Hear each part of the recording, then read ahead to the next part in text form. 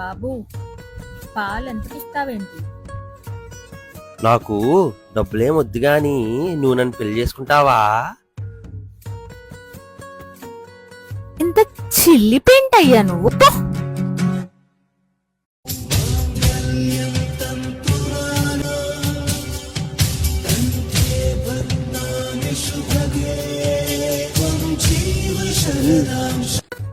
మా అయ్యని పెళ్లి చేసుకున్నానండి.